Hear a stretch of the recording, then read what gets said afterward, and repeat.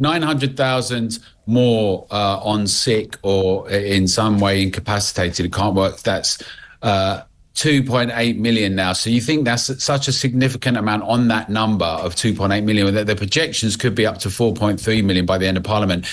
A number of things have happened. On the one hand, we've got a crazy situation where people are not paid enough. We're not paid enough because we don't have enough productivity. We don't have enough dynamic investment. We don't have enough companies failing. We don't have retraining. We don't have a plan for prosperity. We don't allow people to fail. The biggest couldn't fail. We have a situation where we have a sluggish relationship to risk and to entrepreneurialism. That's been a problem for some time in Britain. Alongside that, there's an obsession with mental health, as though every part of our lives dominated by mental health, that we're vulnerable, at risk, and everyone's got some kind of mental health condition. It doesn't take long until people start interpreting their own lives in that way.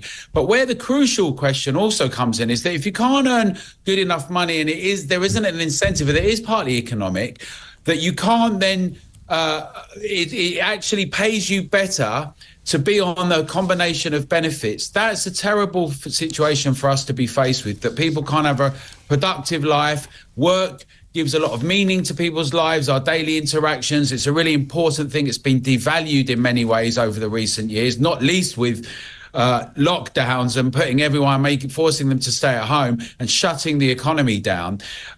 But we need to work out a way that we say we need to cut back on these myriad of benefits, but have people paid more and have our companies earning more profits and having a more dynamic economy. That takes a plan for economic development, robust investment, allowing zombie companies to fail, but also having training. It means you've got to be committed to taking risks, and you have to engage the public in that. It's a serious issue for us. But I would sign a little note of caution that the IPPR say that they like to have, they're an independent... I should just say, hang on, Alan, let me just point that out.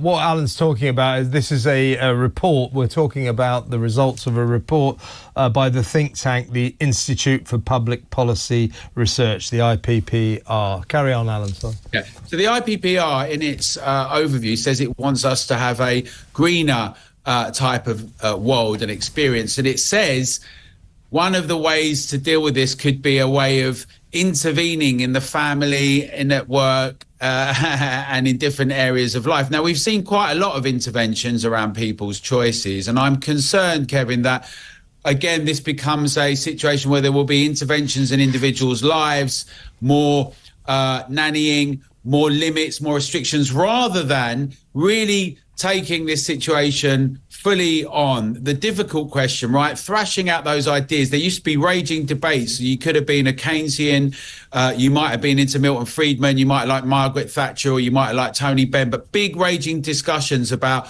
what should happen with the economy, how we should organise it, the role of private finance versus the state. You know, we need to get back to much more of that type of discussion and leave the kind of interventions into personal choices up to people, treat people like adults, but come up with some proper, robust economic investment and dynamic kind of plans. And I think that it's not the old left-right debate. It's more now about, can we forge a situation where the state can do some big infrastructure projects that can incentivize private capital. We've seen lots of really exciting, dynamic transportation things, innovation things in Asia and elsewhere, fast-moving bullet trains, a range of other things like that. Can we get things like that here and have them get out of our lives in the private sphere in a range of other areas? These are the kind of things that we need to have put on the table, because having a society, and the numbers, if we're honest, is much more closer to 5 million when you add everyone up properly